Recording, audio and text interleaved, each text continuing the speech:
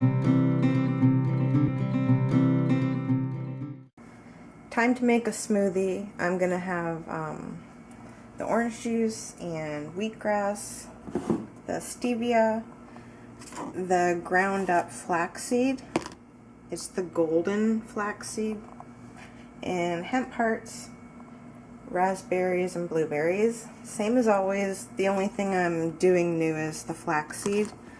So I'm doing 1 tablespoon of that and 2 tablespoons of hemp hearts, which is giving me a total of about 13 grams of fat. So I just have to keep that in mind. And lately at night, I'm like, I don't know what's going on. I'm just craving chips. I'm craving carbs. Last week I ate Doritos at night, and I don't know. I just feel out of control with like controlling my cravings. So I'm gonna have to figure out what to have at night that'll satisfy me but be healthy. I'm thinking it's probably popcorn. I don't know what else. Fruit, but the thing is I'm craving crunchy things, so it's probably a good idea to make some more chickpeas. That'll probably help, the roasted cinnamon honey ones. I think that is something I should do today, actually. Soak them, and then tomorrow I can put them in the crock pot.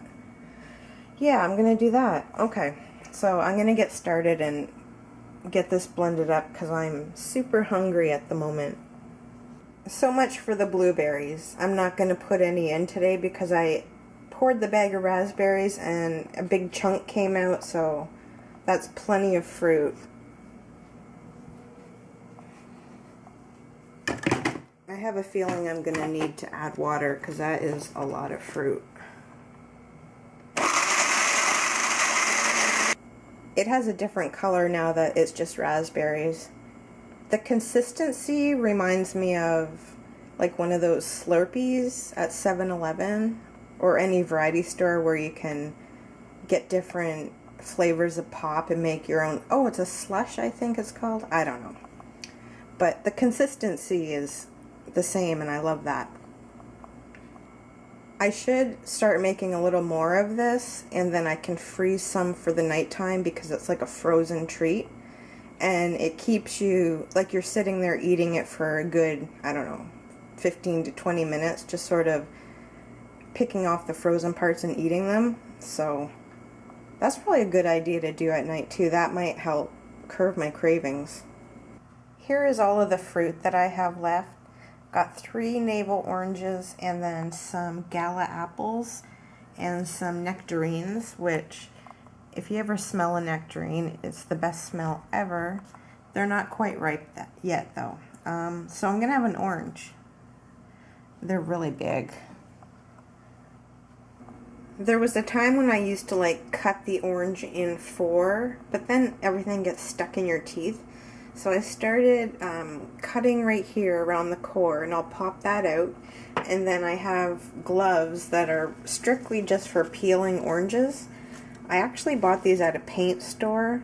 You can see they're all stained with the orange citrus, and this helps my hands not get all citrusy, I guess you could say, because you know it's kind of like onions. When it gets on your hands, it's like on there the rest of the day. So yeah, I've been doing this, and it makes me want to eat oranges more just because it's more enjoyable. You know, so it's not getting stuck in your teeth. And I eat it with a fork. I literally will put all the little pieces in a bowl and just eat it with a fork. So it smells so good in here. I don't know, but I have this memory. Every time I have like smell a peeled orange, I think of being in school and like elementary school. And there was always a kid in class that would bring an orange, and at lunchtime there'd be that smell, and it would last like the rest of the day, really. I love it. Yeah, it peeled really, really easy. So I'm just going to break it apart with my fingers and put it in the bowl, and I'll be good to go. This is a really big orange, but I'm going to eat the whole thing. It's good on my blood sugar, so I can get away with it. Just getting ready to make pita pizza. And this is extra thick of a pita. It's whole wheat. I'm actually going to cut it and make it be 2 little pizzas. And then for the pizza sauce, I use this Hunt's Thick and Rich, the spicy red pepper and chilies. It's delicious. And I don't have many toppings, so I'm just going to put orange bell pepper, green onions, and then mozzarella cheese. So I just cut it horizontally, and now there's 2. One's a little bit thicker than the other, but that's okay. So I'm going to put them on a baking sheet at 350 and sort of flip them over and get them both crunchy on each side, and then I'll pull them out of the oven and put the sauce and toppings on. They've been in the oven on 350 for just a few minutes, and because this one's so thin, it's literally ready. They're both ready, so I'm going to put the toppings on and get it back in the oven. And I'm going to open this up and put a little bit in here, microwave it just so when I put it on the pizza it's already warm. And I'll just store the rest of this in a container. And then I have the bell pepper cut really small, and some green onion, the top of it, and then the bottom of the onion. So I've got this warmed up, and I'm just going to put it on here. I'm a little worried about this one. When it goes back in, it might start burning, so I'll have to keep an eye on it and probably take it out earlier. But even the peppers and green onions, I don't really need to cook them, just sort of warm everything up. So I'm putting quite a bit of sauce on because the pita does absorb some. And I'm also keeping like an outer crust, so when I cut them in little pieces, I can just pick them up. Oh, I'm excited.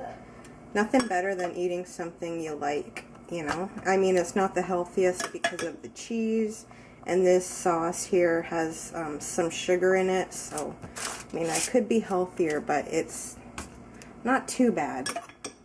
I don't have this very often either, maybe once every couple months, really.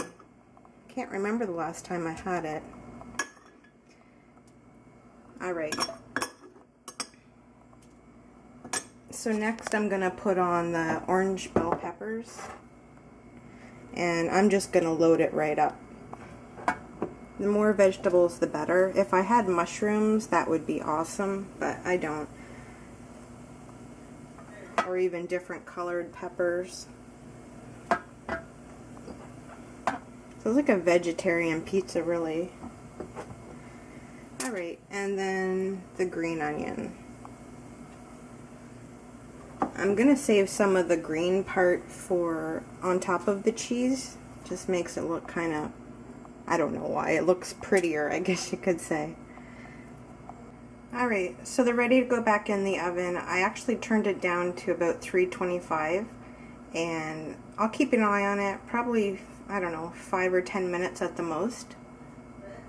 Just took them out of the oven, and I kind of wanted the cheese a little more well done, but the edges were gonna burn, so I just took them out. I'm gonna let them cool for a minute and then cut them into a whole bunch of little pieces, like miniature pieces of pizza, because my mom likes to pick hers up and eat with her hands, so I use a fork and knife, but I still like to cut it in little pieces. I used this knife to cut it, and it cut perfectly. So there's a bunch of little tiny pieces. I think I overdid it with the cheese once again. I don't think I'm gonna eat all that. I'll pick a little bit off because it's pretty piled up on this piece. But yeah, they're just little pieces, and because there's kind of like crust there, you can pick them up and just eat them. So I'm just about to walk, and it's evening. I kind of was too busy to walk, and now at least I'm getting it done before it's dark. So I guess that's a good thing. I was gonna read this book, but I think I'm just gonna watch The Bachelorette. I'm really curious to finish watching the episode this week, so I'm gonna do that.